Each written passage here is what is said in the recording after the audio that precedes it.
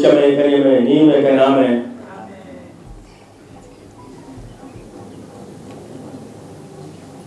ni gamia bomani ya bro maja cheme fe maja chemo lupa fe ni ba pese manye ya bro lu mo fe ni obe mi anyo manye ya bro o wan wo yi manye ke wo MCs ke amese dalo fe ni amo fe mo manye ya bro wo asafa cheme ke adafitu alo ke me titru fe ni ba pese mi anyo manye ko ya bro Fiake neke bi mo ne wo wi a muda no wa wi ni etoko wo ke iwi mo ya ke wo ni ke wo bula mi da ne mo he mbaga na fo bi he hu awo mi fo be sani da na bula mi ni enye emo be wo ga mo wo pe jan lo to ji o sisi ke madumo ni madumo ke wo ba ko me bi yi fi amake gbeni adun ma pe ji kusu si je no fe homi ni wo tole Homowo ka ba dun ma ken club ansi si ba ji hena dun ma ye ke ko ni ka ba ke konkro heni yo hechemu heji adun ma ya ke bu ya je afi pe na buti o ni bi ku me ya ni o ka fi dana ba dun ma sana ya kwa gbajano to ni o ale no ke che ko yemi baji ko me yemi le kwa ji o to bani ka ba fe mu na fe o wo banshi si baji o si ke jo dantu ni ameke nkle ame banshi ni ame bina me ke banshi ji ju ye wa fi ne bini akwa banshi ji 8 May Easy Jewel dantu ba bashi ke dantu ya bashi pe eno je tell mo diji ju for on the 9th May sakumo ba bashi so ba fo mi so ha gbese afiye ke kole amefe amba bashi ke osu klote me fan ba basi ene ke so ha ne no gbejan lo to ye no hu dani ho gua ba basi ke gua ya basi pe ko gba na ede we ni ji oyadu we amehu ame ba basi eno ju eko nwe dantu ke ma ba wo spon ne ke ju na ke ma wo spon ne no ji opo ke dio femu sisi ke abanshi anya afi ono fe no si yara pe na afi ka abanshi o ba fe no ba to lala o ba jobo no ba nyo ba blo si afi yala ye eko ni ma du mo sa ka abanshi pe si gbeni gba ma ba sipon ni ji ju on the 15th of May 2023 na kan gbile ajepo kedi o femu sisi ina kan gbile no fe no agbena solo kusu cheme ameno na ba fe ninu owo ke mwe manja ya ke mambi eje kusu fe lo ni si mambi anu na ba fe je oti no awo ba pe ken ma te si pompe ato ade apable ke oben ke gbachuko alo ben ke senchuko nina ke foshin opo oshin eko atwa chinsimi gbeke bi aso mo ni ato na atwa ade na blo afi kokla afi yala afi noko ni ke blo mo ba so mo ife aso mo sana me fe ame so mo tun esa na me fi onoko ni ho fe mo ba je ko ke ja me so mo tun mi ke ba agbo na ewo agwo no fino ni akefe oho alo no fino ni wa ho fe mo agwo fe wo nyeme ni ame operator restaurants ke night clubs ke bars ke sports ni ame ke lala chuni ne ke ni bi ne fe yago keje on the 15th of May kashi 15th of June jibeni abagubo ke blom agu ne ke ho fe mo ne fe ne ke bia mi noko ba maami akenkatie emmon ba maami akeyele mmon ba maami agbane wo ye loko ye nu mi atole chile lehun akele ba maami ewo meni ho lo wa pafa kese na kan gbile ne ke ni bi ne fe akeba maami abuya la fe mo kula ka sibe na ba yi dada eno ti dani mukuba na hegbe ni ke ya la ko fe mo ni efe wonyemme muslimi won pa me fai tutu beni ameto azan ni PA systems be ameto pepepe na basoli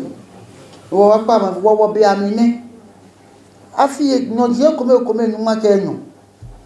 ni wo ke nya won nyu kome na ke fe po ke di wa gan ke hano ya ke swelemo ke solemo ke ni bi na efe e wa mo no na meto na boye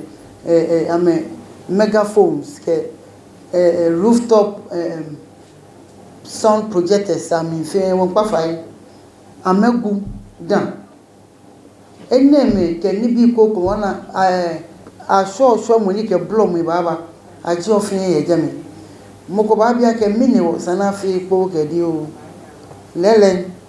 ke okwe wo meni ke Kristo jamo puba amema maleko na ke fata Kristo jamo na kono na keja ni yemo ko yemi ni yeko akemini the Lord in his holy temple let all the earth keep silence before him ni to akepo ke di ofimo ehia na apa onyemo sofre ni o na me gbi na me ti o quite time na me kwa ka me fepo ke di o na me ya me bolo yin ke noni ibaka mi ewo ke game ke ni fepo ke di o nyonkomie besa ni nya wawo ni nya fe di mu ni nya kwe ni nyuma we ke tomi se kwe beni a fe ho no komepe o to fe po ke di o moko blom ba gba onuna moko blom ba hani boden to nyon fe se na ke gan fe wo sole ka du ma pe ro mo fe ke woye ko so fe lo fe yin ma amenyoma amefi oni bi babawo kepia ne ke kusu ne amenyoma ni amesolio wasolio ni bleku akane hwehwi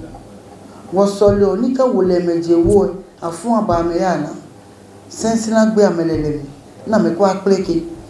wasolio ni ka kose megbesipe amegbe ni agba ni woni eko ni woye wasolio ni meni tu amla lo tu mo po efe swelemo na nya wa benyomo ka nya menyomo memeji mpo ka fama no abe bona Africa ba yi homowo amenya machi mancheme ke ro mo anse wasolio bona feni gashipono ajo aha mo fe mo susuma fe susuma ni yoga jeli wasolio aga mepe wasolio aga na mamu efe ni lele hu ke wasolio na ke mo fe mo he no yo aga na mane mi ke obagampe ono fe no chake oni na mo ogwo yeli moko ba get business opportunities pi yega ke game wasole kun gan ehin moko gan efe he ko ni ke moko ba e ba na shelemo wo fi eni me ni efe e wo ke ma te se pompe be won pa fai mo fe mo no fe no fio ni eke ho fe mo ba sano gudan wo ya safa cheme ni ameko ne ke ho fe mo ne ni ameya popano ke ha wonye me so mo ke meni operator hisre jemo he ne na me to ala like ni bi ne fe wo ya safa cheme ni ya won pa fa ya ke mambi e fe awa mi na nye atuni ne fi o manye ke awo no kope akeba kan traditional council na akeba to ahabo afio inventory na ahabo copy asafa cheme onye copy bona fe ni ke onye se ke ba oya to ni bi e ka fama to eglamoye fi o ni ji kusun gbejano to no kwa tun e ka ko ni bi e abo be ko me wo nyen me sofo ni anklo so mo etitiri be no ba ya so mo tu na atalara ni police ni odumo sinas ko bile e ba ke epe omo ta flat e gan kusun wo ni wo ke fili kusun ni sani wo fe ko wo fe wo ke wo kon wo sisipe wo fe ge fo manye e wo ba pa wo police fo e fai ke task force ni yo all municipal assemblies akeke aduma be ameka safo acheme anational bona fe no fe na fe pepepe tutu ko eke assembly se lo ni bi ameka ya me office eke wona won pa fai assembly sa me duma amefe ye kusun ama me no oji amekwani go ye ligbeja no to ke ma fale fe mo ke ni bi ko me ni fitai ni ke no ya baba no ji ameno ka gbene manja cheme kwemo no ji ameno tumo e wo ka gbene aduma ni ye he ne ye wode be fin ebo o ba pa le fai no benye no mi sinye ba wa bona fe ni asafa cheme anya kudo gbeja no to ni efe o manye e ha wo fe ke afama ni di nagbe no na ba afama ni di on the 13th ka afama 13th June na fana gbe ma pe on the 14th ni di show bile ba fo ke afama po ke di o e kam yolo me asusu moko amake ka fana gbe ma no pe be sani abonje na kan ka fama show do for show my po ke di o e abu olo so lebi eyemi o ka si beni manja chemeke uro mo ke wo ye fe ba pe ye gbese blohun ni o dada to yi ni gbese ni ya dontin e ba jipo ke o dada mi ke ba gbese blohun ni gatete ketete fin ana dani ni gbese aso emilenu edumo gan fin na ni esu emilenu na ke gbele ho ke blom ke no fin no na ekon ko na ke mu madumo na fa ke mu na gbeni ni gbese ba fe na kan kuso ke ni gbese esu ko dada no ya gbona na anu ni o tanoko aba herode ya ka gbele ko gana o ba pa fa ene me fe wopo ni woketu ni agbele ka duma ye gan pe akọwa ife ni yo aka maje sisi aduma akọwa ife ni yo sempe sisi aduma akọwa ife ni yo tublon sisi aduma akọwa ife ni yo abola sisi aduma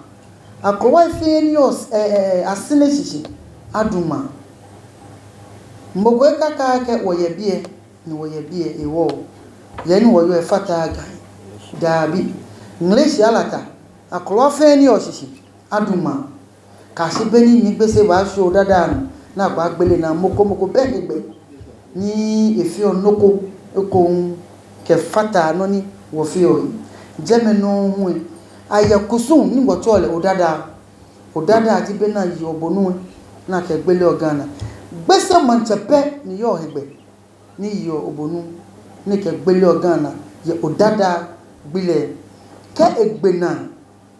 ni majateme ni yo bi esi ameteye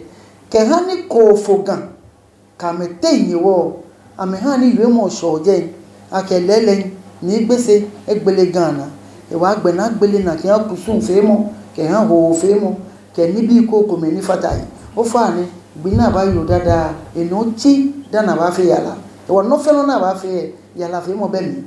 bega ochi esuwe no eko eneme e wo fi o ke wo sumo ni oya tomoko ni oya mo hia ni ke serve yenga gate ni serve yenga gate no shi na egbele ebo etonko ka oshi na egbele ebo etonko e ya ke no ba je mpe e ke wa ke mmeji pa no pe anga shina e wo ba fe so ake o ba ye na kamlan bona feni mishe ke hejole aba shiache ke tenant te na kan wota ni gan afe bona feni mo fe mo ni da mo gan ne yo gan o mo tun ye gan o tun ni ye gan o ba fe no ni ani hejole ke tonjola ba na wo gan kusun no bono no di kusun nye no di nye ba wawo ni no wo ba ke nye fe ko ni tonjola ba agbeneke agbena pe abaya nso bulemu gbina ba bule nso ka bule nso pe dani chile ba nye ba mam chile di gan lo na ke yo Homowo e wo ke ma te si pompe chile un emumle ka fa pe wole me ba nye ke chile abaga no niga kwa we kuko emi dantu kwa we kuko emi sempe asne abola akamaje amefe amekwa wo amekuko emi ni ameba cho na ke so ke ni gbese afro so ajima e kwa we kuko emi ni otoblo kwa we kuko emi ko ni afro ke efe pepe jame no won ke abule isoju fo so ba fomi so ba fomi so ha ba fomi eno ho pe dantu bagbakon gbini dantu gbakon afe yala ye mami ya ka je Homowo si ni nisomo ke yala ameye hebo ametenjeki o ba pa fa akeni hun afatahi ye femi ake tuebo e fi afolation ni anagognyo ku ke yes amasa no the sport work coffee yes amasa pedana ha appointment ya ko ke hishibantu be wodumo ganfe na boni woke afini kusunfe mo boni yone meni nuko mene wo gblam meni nu hu enwo mano mi wo ha ne ke wa fi ekomi enele mente nkwa wo mi ake MC se won pa me fai ameka me ni Homowo shedan dana gbe ni agbon ameta wo ameka me ni ni gan letters aba yedan isumo ma chegbe ni manye ma che mo fin mo gbe hun shi sumo ma che ya nya me so amegbo wo benke mo bona fe ni kusun aba aduma for municipal chief executives I donate klala equal 2,000 pieces 3,000 pieces ke da ke shika wo ye ke vlo mo na ke fe kusun ke fe for fun any special appeal any fe be ba jo be